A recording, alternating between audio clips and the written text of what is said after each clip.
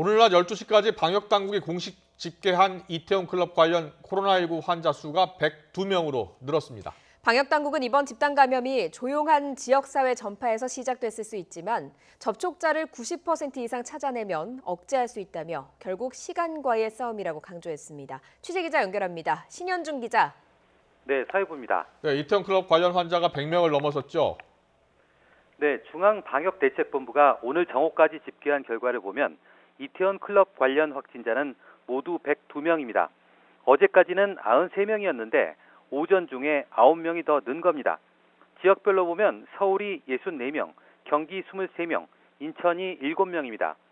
충북도 5명, 전북과 부산, 제주에서 각각 1명씩이 나왔습니다. 이 가운데 이태원 클럽을 직접 다녀온 사람이 73명, 2차로 감염된 경우가 29명으로 30%에 육박했습니다. 성별은 남성 92명, 여성이 10명이었습니다.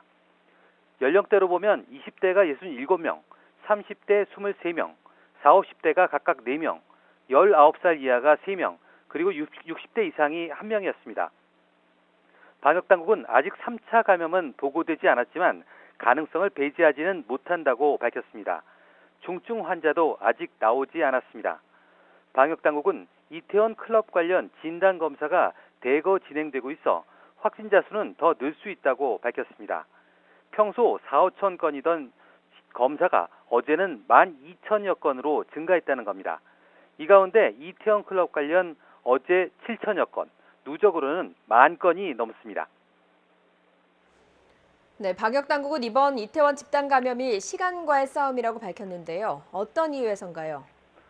예, 방역당국은 이번 사례가 용인 66번 환자를 시작으로 모두 연결됐다면 다행이지만 다른 연결고리를 통해 진행됐을 가능성도 있다고 우려했습니다.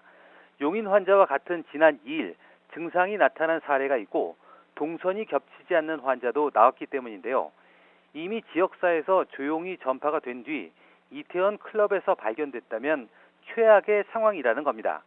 하지만 이른 시일 안에 90% 이상의 접촉자를 추적해 찾아내면 억제할 수 있다며 결국 시간과의 싸움이라고 강조했습니다.